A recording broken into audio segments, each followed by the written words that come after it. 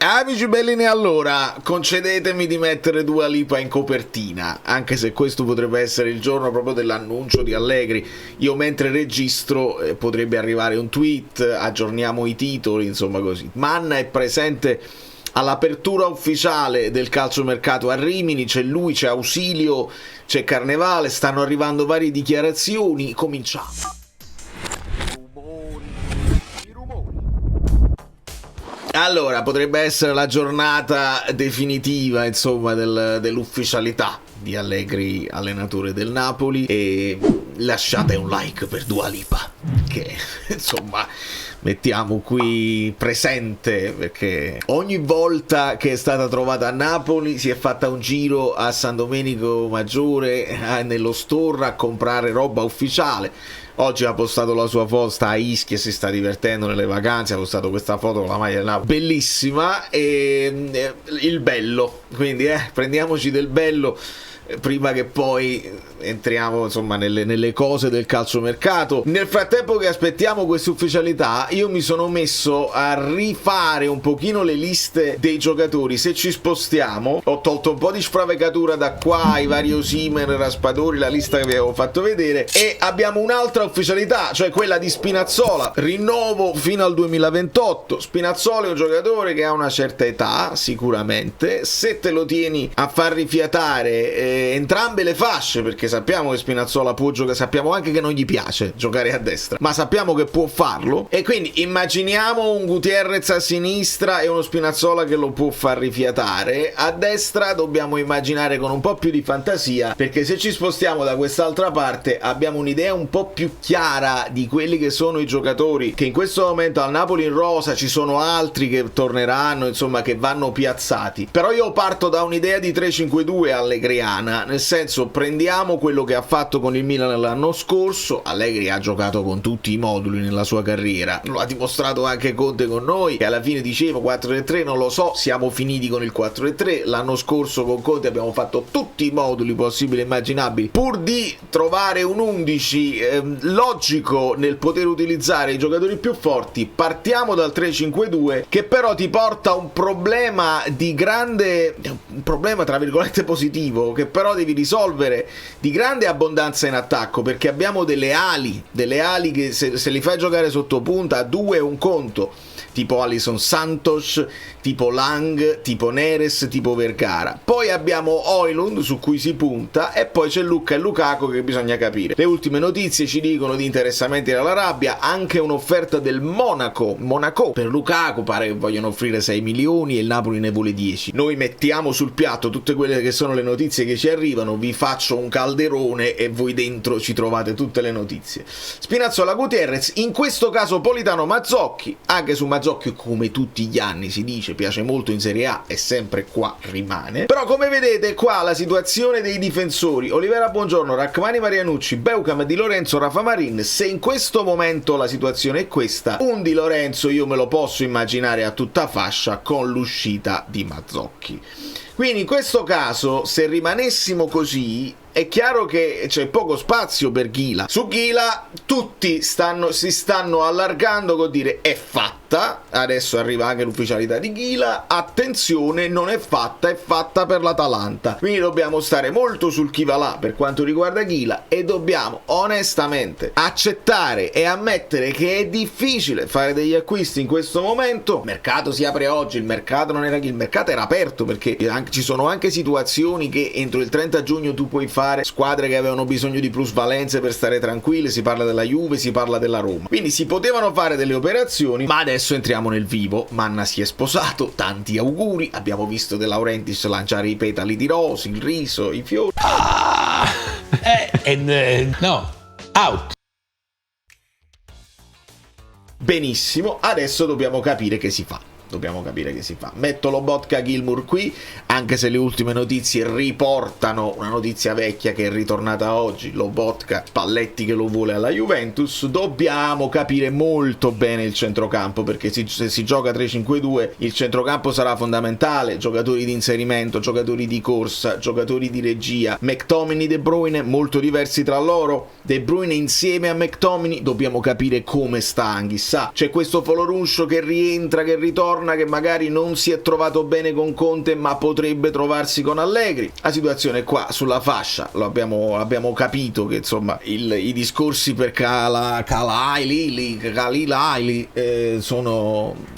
possono essere complicati anche per la concorrenza dell'Inter, e qua in attacco si può ipotizzare, invece della doppia punta pesante, una punta con un sottopunta a rimorchio, a supporto, che può essere a turno uno di questi qua. Alisson Sanders che fa il sottopunta da una parte, Vergara, lo stesso Neres, Lang, a supporto di una punta vera che possono essere Højlund, Lucca e Lukaku, da capire. Ci sono altri giocatori, non la facciamo così facile, ci sono i vari Asa, i vari Rao, i vari Jesus Elmas, probabilmente li salutiamo, Kajustek, Shedira, Obaredin, Zerbin, Gong, Lindstrom, dobbiamo capire se Lindstrom, Sgarbi, Ambrosino, ce ne sono tantissimi. Non dimentichiamo Giovane, che non l'ho messo in quella lista ma c'è, quindi l'ho messo, vedete, con colori diversi, giocatori che sono in dubbio e che vanno sistemati, oppure ci devi puntare Anghissà, Rafa Marin, Mazzocchi. Questa è la situazione, perché in questo momento questo numero 20 deve diventare numero 17 e non si transige, perché quello è il limite dei giocatori che puoi tenere senza che siano Vivaio Napoli o Vivaio Italia. Quindi questa situazione qua va sfoltita. Almeno 3 di questi che sono in questa lista dovranno andare via, e non ti liberi pure niente, nel senso che se te ne liberi di questi 3 comunque non puoi comprare nessuno, a meno che non siano degli under che devono essere nati dopo il 2024. Sono al corrente che sta giocando il Brasile e sta perdendo con il Giappone. Io ve l'ho detto, il Giappone è bella squadra, ma io mi sono allargato, ho fatto un po' di pronostici anche, ve li metto qua in sovraimpressione, così analogici, perché volevo fare la cosa, lo sapete, poi su Calcio Fluido mi diverto a fare dei video più leggeri senza problemi, però il Napoli vedo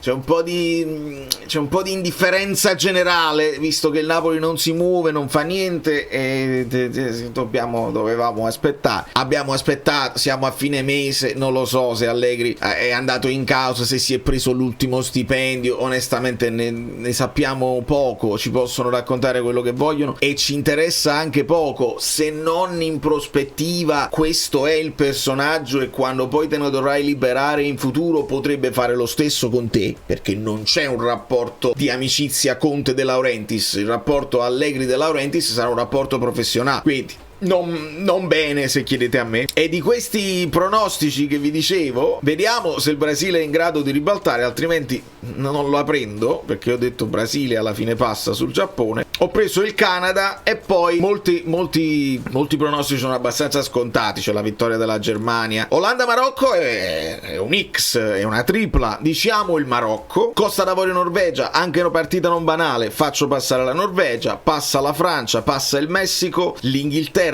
il Senegal a sorpresa potrebbe battere il Belgio, che ne sai, voglio mandare De Bruyne e Lukaku in vacanza, diciamo così. L'America che supera la Bosnia, la Spagna che supera l'Austria, Portogallo che supera la Croazia, Svizzera sull'Algeria, anche questa non è una partita facile, Australia facciamo passare l'Egitto, l'Argentina batte il Capoverde e la Colombia batte il Ghana. Questi sono i miei pronostici, mi sto divertendo con il fantacalcio, il cantafalcio mondiale, insomma. Poi sull'altro canale, su Calcio Fluido, se vi va, ci possiamo divertire anche con i nostri fanta, ed è forse su Calcio Fluido che vorrò parlare anche di un altro argomento che insomma sta avendo la prevalenza sui social in questo momento, perché Corona ne ha fatto uscire un'altra e il protagonista è Ruggeri. Sembra quasi che sai poco. Allora,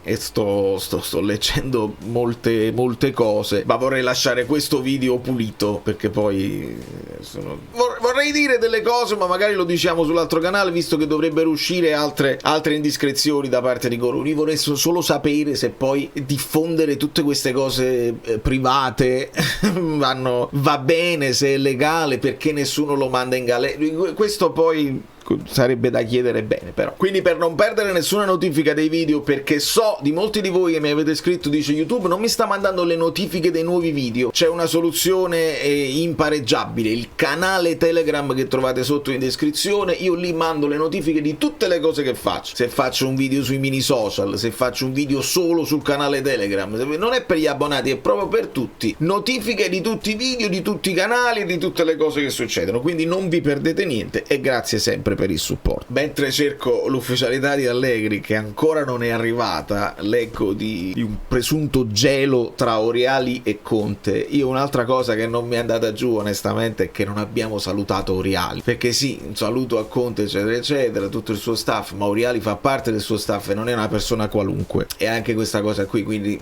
lo saluto io, ci tenevo a salutarlo io, non con un video dedicato, ma insomma è una figura, oltre che il personaggio stesso, è una figura che vorrei che il Napoli avesse nello spogliatoio e che penso che possa solo far bene avere un uomo di calcio che possa fare da tramite. Non vorrei che questo uomo di calcio fosse poi Landucci con Allegri, che non è simpaticissimo, ma dobbiamo farci andare bene un po' di cose. Vabbè, trovo solo dichiarazioni di ausilio di Carnevale che parlano di Muaremovic e altre cose varie, ma Manna non lo so se sta parlando. Ci aggiorniamo sicuramente domani se ci sono delle novità, aggiorniamo i titoli o ci vediamo nei commenti. Da New York, Valerio Frido è tutto, forza Dua Lipa, dai!